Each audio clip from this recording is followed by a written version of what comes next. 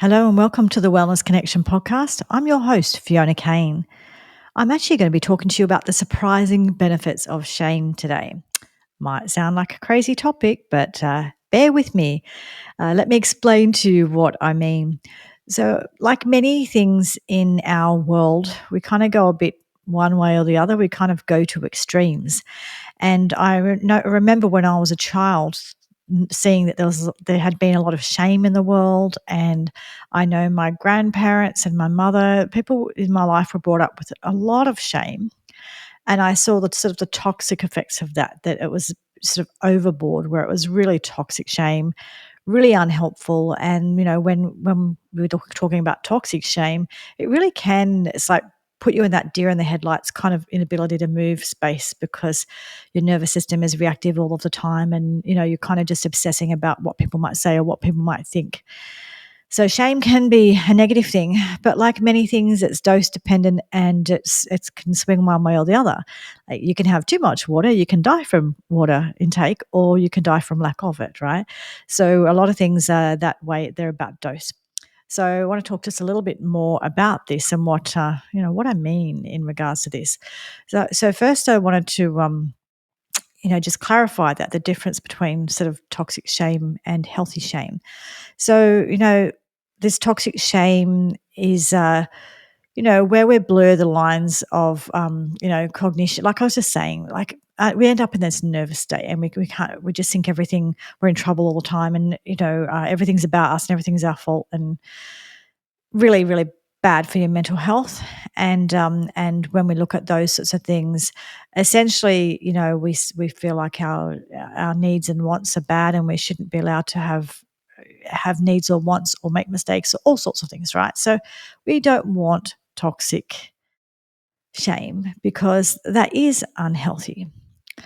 On the other hand, there is such a thing as healthy shame. And healthy shame actually helps us function in the world and helps us connect with other people. And it's pretty much that thing. It's the difference between whether or not you're an a-hole or whether or not you can be a decent person. And I think that we all experience this in our lives. Like I know myself, there are times in my life, there are moments in my life, and I remember them, some of them in particular, where I was a real a-hole. I just said things that were ignorant and stupid, and I had no idea, and someone called me out on it and told me why I was being ignorant and stupid, and I learned, right? I felt deep shame, but I also learned, and I learned to have more empathy and to use my brain a bit more and to, widen my horizons and not be so narrow-minded, and many things I learned because we essentially we do need to learn how to be a human being in the world. And I think Jordan Peterson says this, and he's right. Something along the lines of, your children. You make sure your children are people that you like being around, because if you don't like being around them, nobody else is going to, right? So we've got to socialize them to the point where, they we can be around them. If your child, for their whole life is, they're losing Monopoly, so they flip the board upside down or that kind of thing. If you're doing that, of course, you may or may not do that a little bit when you're first learning about sharing and playing and whatever. But over time, you actually do learn that that's not socially acceptable, and you don't create friends by doing that, right? So it's kind of it's our role in society. It's our contract with society, the contract we have with society, how we choose our societies to be, what we want our society to look like, and how you have a functioning society. There needs to be a certain level of shame so that we do act within certain parameters, right? And that I think that is okay. It's if it's extreme, it's not, but I think it's okay, because if you should feel shame if you're harming other people, or if you've murdered someone, or there's things that shame should absolutely be attached to, because we should know that those things are wrong. So shame is there for a reason, and it plays a role. And what I'm seeing more and more is that we have said that, well, shame's bad and evil, and therefore we should abolish shame. And no, we shouldn't abolish it. It has its place.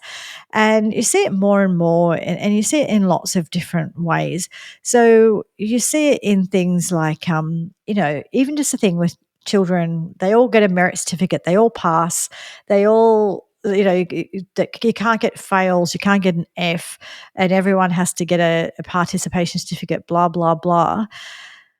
As you know, that shame of actually failing because you didn't try hard enough is actually a good thing. Now, yeah, obviously, there's always extenuating circumstances, and if you need more support and all of those things, I get that. So I'm not saying that we should shame people who aren't good at certain things or whatever.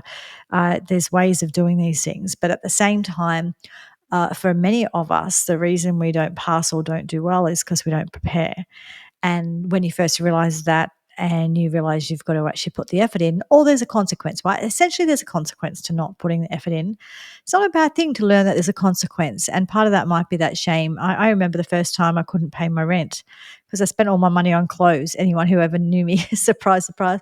And I had to ask for money and loan some money. And I just felt really shamed that, oh, I'm a grown up and I can't even pay my own rent. How silly am I? And I'm not shaming people who are having issues now in the way our world is, and with the way finances are for people at the moment. But in my situation, it was very clear. I'd just done it to myself, right? So in situations where we've done something really silly, we've done something to ourselves, we've caused ourselves a problem. You don't have to shame someone forevermore. However, that bit of shame that you have when you kind of go, okay, yeah, I've put myself into a difficult situation. Maybe I'm going to learn now that that's not a good idea. So it's like I said, it's about dose. It's situational and about dose. But I've learned to be better. I've certainly learned to be a better friend and learned to be better at how I talk about different things. And you know, like I was saying before, times where I've judged people or just said things that are purely ignorant. And I have had moments in my life where people have absolutely called me out. They've either called me out by, when I was much younger, I've had people unfriend me because I was just an a-hole. And I'm not talking about some more recent things that have happened in my life, but many years ago, right? And I reflect back and think, oh my God, the way I treated that person was terrible. And because I was a young adult and learning how to be a grown up, and I didn't do it very well, right? Or the times where, like I said, I've said things that are really, really ignorant, and I've had someone call me out and say, that's really ignorant, Fiona, this is why. And that I felt shame, but it was actually a really good thing, a really healthy thing, because it made me reflect on the issue and think about it in a different way. So have you ever thought about it this way? And when I thought about it the other way, I was like, oh, yeah, you're right. And, so it's useful because it makes us re-examine what's going on for us and grow as a human being. So some other examples of where I'm seeing this sort of play out in the world, what I'm essentially seeing is what I'm seeing is what we've done is we've really lost a lot of Christianity in the Western world, in the world. I'm not particularly religious in any way, although I feel like I'm heading in that direction or becoming a bit more that way inclined.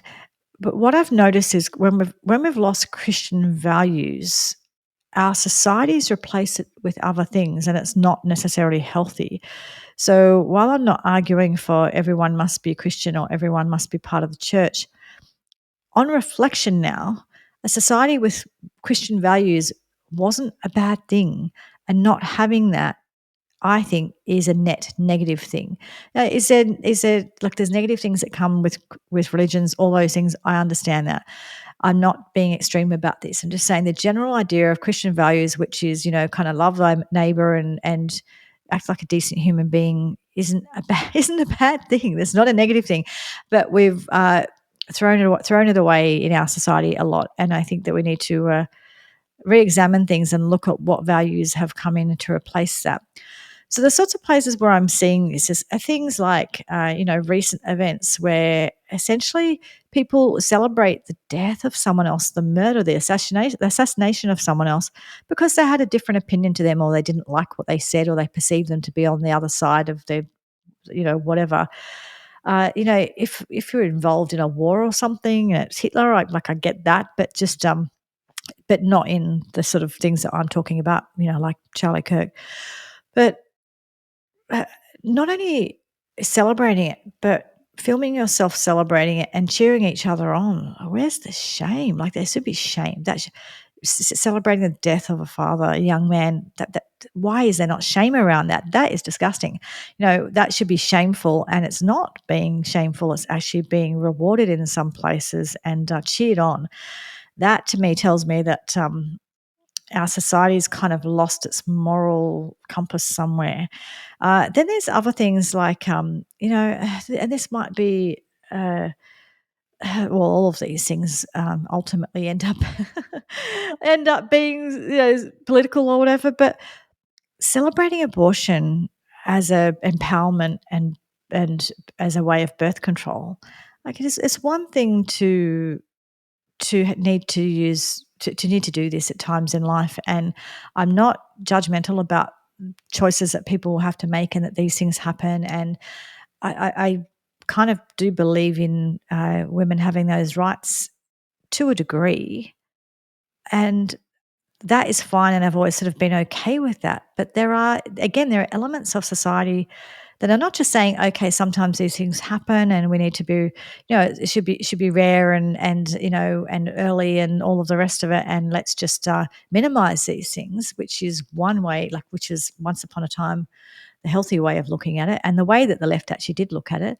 But now it's actually women on podcasts saying, oh, I've had 5. Oh, I've had 6. Oh, ha, ha, ha. What? Like, there should be some shame around that. Like, I don't think women should have to feel ashamed that they've had these issues happen in their lives and made these choices. But if you're choosing it as your form of birth control and you're really proud of it, I think there is something shameful about that. So not shameful that it ever has happened or that people make those choices, but shameful that you don't make better choices overall and you're using it as a birth control tool. Yeah, I think, that to me, that is shameful. So, and celebrating it and being proud of it, that is just weird to me. And then there's the whole, don't yuck my yum. Have you heard that stuff? Well, again, I get it from a point of view of like not being judgmental about what other people are into, and not everyone's into the same thing and not everyone enjoys the same thing. And, some people are straight, some people are gay, this and that, whatever. Fair enough. I get that. But there are some things I am going to yuck. There's some yums that I think are absolutely disgusting, and I am going to yuck that. And this is the kind of things that people are harming children and that kind of thing. There's some things, I am going to yuck your yum. So in general, healthy adults in private who are consenting is one thing, but there's just this whole kind of weird vibe going around where it's like I'm supposed to accept certain things. No, I am going to yuck your yum if I think you're shameful. And that's where you see this thing, like where you look at things like pride marches, and I'm not anti-gay or any type of thing. I celebrate all different kinds of people. It's wonderful. But when I was growing up, it was a march for rights and for health and rights and dignity and all of those things, which is fair enough, which is exactly what it was about. And some of the way that gay people in society were treated for a long time is horrific. So I'm all for that. I used to actually go and celebrate the Mardi Gras in Sydney, that sort of thing. But in some places, pride now has become this horrible pornographic fetished display of, let me show you all the most disgusting and vile things that people can do to each other, and I'm going to do them on the street, and you should celebrate me. No. No, definitely not, right? So, and I've heard a lot of gay people say this as well. This isn't an anti-gay remark at all. It's just people now think that there shouldn't be any shame, and they feel like they can just do stuff on the street that is shameful and disgusting in front of children, that sort of thing. And we should celebrate that, and no, don't yuck my yum, and you should celebrate me. And no, I'm not celebrating that. No. Uh, do what you want in your bedrooms. Again, the consenting adults, all that stuff. But, that's not pride. That's not pride, and if that is pride, that's revolting. Like, that's not what pride ever was, and that's what it's sort of become and becoming. So I haven't been near anything like that for a long time for that reason. I just think, "Oh, yeah, no, that's not okay."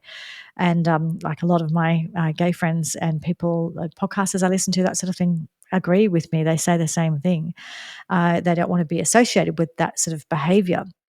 And then there's things like where we're eating ourselves to death and celebrating it, and the whole kind of, I've talked about it before, but health at every size where we've celebrated morbid obesity and we've celebrated different. Uh,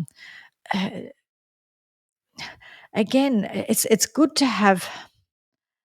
As someone who's battled with my weight my whole life and been up and down and all the rest of it, like I get it, and I don't think that we should shame people for putting on weight. And I think that it's a complicated, and that when we're really shameful about it, that can be a real toxic shame, and that's not helpful and quite harmful. On the other hand, when we have Sports Illustrated magazine celebrating morbid obesity, that's not healthy either. So, there's just going to be conversations around this where we've gone too far and we're celebrating things that aren't helpful or healthy, and that whole kind of Lizzo thing. I mean, even Lizzo has sort of finally losing weight or lost weight recently and realized that it wasn't something to celebrate, having such a big weight issue and health issue for her. So, it's those kinds of things as well where we've sort of celebrated not looking after ourselves and celebrated being really unwell. The other thing that we celebrate is we celebrate being children forever and being really immature. And, there's sort of Peter Pan lives now. So there are adults now who kind of, there's one thing to say, oh, I chose not to have children, or I wasn't able to have children, or whatever, and that's fine. And I get that to a point, and do something useful with your life, that's great. And I'm in that category of someone who wasn't able to have children, but also wasn't sure if I wanted them at different times. And I get all that. No judgment about that. I think it's complicated. Fertility is complicated. Life is complicated now, and we aren't all able to have children. So that's fine. But there's this extreme. There's this extreme kind of celebration of being a child forever, and influencers sort of going online kind of saying, well, I've got it better than you because I can, I don't know, get drunk every night and go and, you know, party with lots of different people and, indulge in lots of random sex and take drugs and whatever because I get to be the eternal teenager and I get to spend all my time playing video games or whatever. And they actually do that, like say that like they're really proud of it. And it's one thing to be, it's nice to have sort of a certain amount of freedom, and there's freedom associated with being able to do things that you want to do when you want to do them, and being able to go out and go to parties or go to see a rock concert and those sorts of things. That's great. But then there's kind of just being a Peter Pan and being a forever child or forever teenager and just not growing up. And again, there's a line somewhere, and I think we've crossed it somewhere where people are kind of really going to the nth degree on that one and being really, really proud to, basically I'm 65 and I still live in my parents' basement sort of situation. And yeah, no, that's not something to be proud of. And again, I don't know. So there's a certain level of shame that, shame can be motivating. It can be what gets you out of bed and you go and work, or you try harder in your job because you mess something up. So you try harder to do better. Or like I said, the social contract stuff where you know how to treat other people and you know how to get along with other people, and you know how to have, self-respect. So respect that you look after yourself, your body, your cleanliness, your health, and all those things, and respect for other people as well, for them to look after themselves, all of those things. So there's, when shame is a driver like that, it can be a really good thing. And so, yeah, I think kind of getting rid of shame, or kind of saying shame's a completely bad thing, is not has not been healthy and has not been helpful. And I think that we need to embrace it, the healthy shame again, and some sort of sense of Christian values of some kind, something along those lines. And I think it's healthier for us because it makes us grow up and behave like sensible human beings, and be kind and be caring, and and I hear about all this empathy all the time. It's really, really weird because empathy seems to be more for there's a lot of empathy for people who want to not be grown up and who want to not look after themselves and who want to be perpetual victims, but no empathy otherwise. It's really, really weird that empathy is, yeah, it's probably a whole episode on its own just talking about the weird vibe around empathy these days. And even just things like, there's an author who is a really good author and someone who I used to really look up to, and now I just, oh, I can't. And it's Liz Gilbert. And Liz Gilbert shares things that she should really be ashamed of, and she is not, which makes me wonder about her, looking at the personality types and the dark triad of personality types and things. She's kind of sharing how she wanted to kill her partner because her partner was dying and it was really hard for her. And not saying, I've been in situations where you've been dealing with someone who's at the end of life and it's really frustrating, and sometimes you wish they were out of their misery and so that everyone could be out of their misery. I do get that, but this is a whole next level thing. This was a whole next level thing that she's celebrating in her latest book.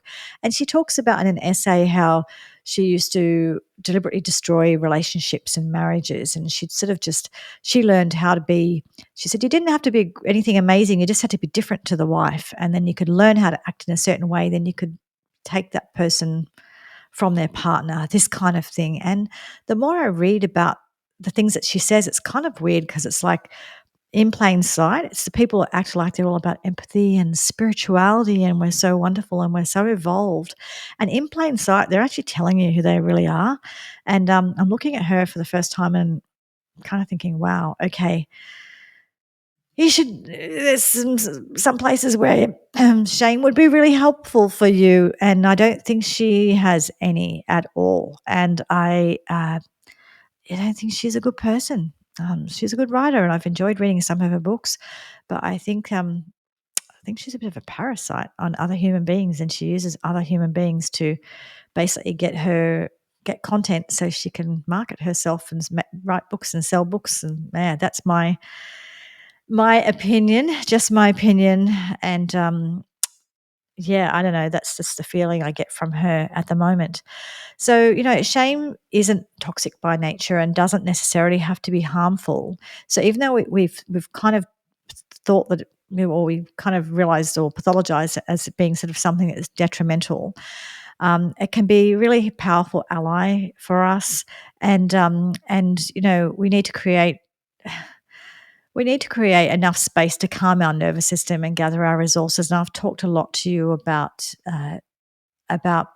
building capacity, and building capacity can allow us to sort of feel these negative feelings of like where we feel shame or we feel bad about something, but then use that to build a better version of ourselves and to motivate ourselves to do better, not use it as a way of hating on ourselves forever. So, it might be just pausing a little bit and, creating some compassion around a situation. So it might be some compassion for yourself or some compassion for others, and that is fine. Get your strength back up and learn a little bit and get back into it. But yeah, shame can have a role. Excuse me, I just have a sip of tea.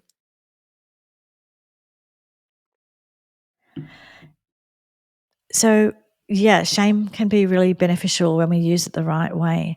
And it really can help us connect with others, because sometimes we do break agreements in relationships, or sometimes we don't realize exactly what we're saying. I know there's been times in my relationship with my husband where when he reflected back to me what I was actually saying to him or how I sounded, I was ashamed and I should have been, right? And that's not a bad thing to actually, if sometimes people need to hold a mirror up to us and show us how we're behaving and who we're being, because we don't always realize it. So some degree of shame, it just reminds us that We're not isolated people living on an island that aren't, and we're not answerable to other people. We are answerable to other people to a certain degree, and we're also answerable to ourselves. And if we have certain boundaries and uh, certain I was going to say policies, not policies, like sort of social contracts in place, that does help us do well. And even just in general, if you just look at human beings as in general, or when we look at bringing up children, that sort of thing, we've always known that having healthy boundaries is really, really good for children, right?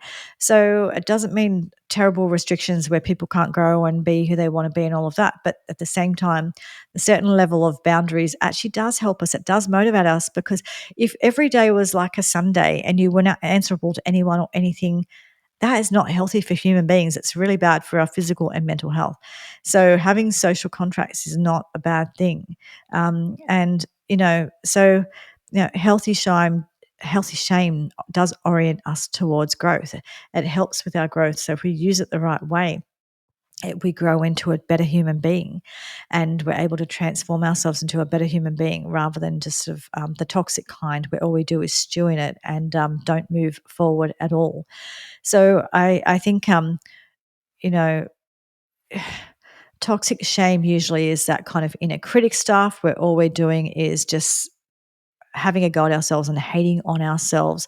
So we do need to learn how to have some self-compassion, show up for ourselves, just showing up regularly for ourselves and being kind. Shame, though, does give us a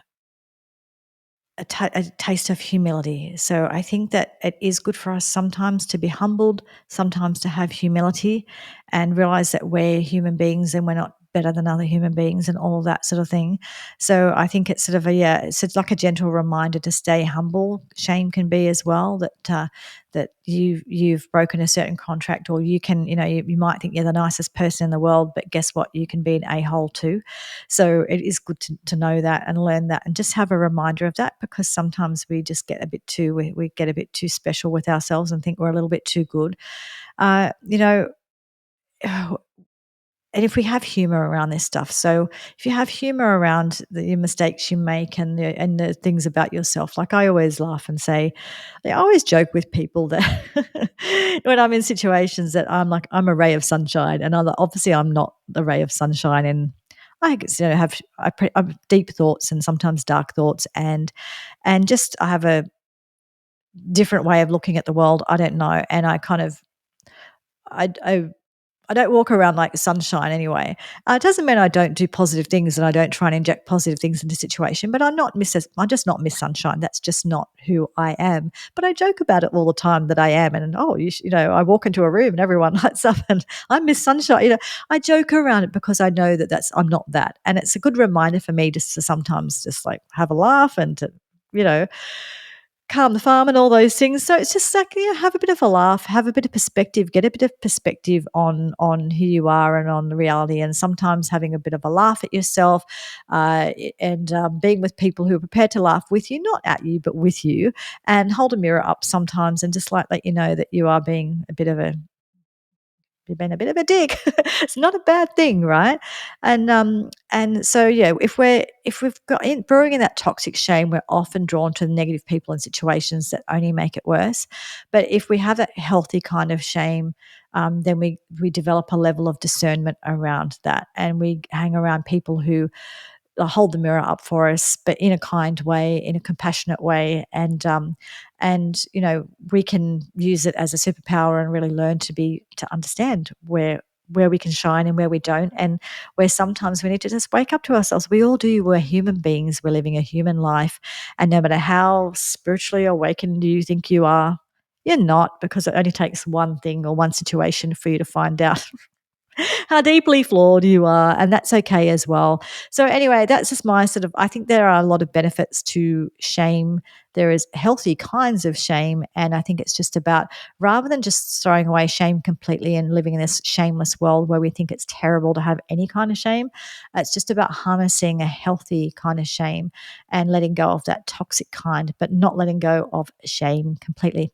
Anyway, I'd love to hear what you think about this topic. And, please like, subscribe, share, comment, all of those things because it helps me get this podcast out to more people. And I like to have real conversations about things that matter. And talk to you again next week. Thanks. Bye.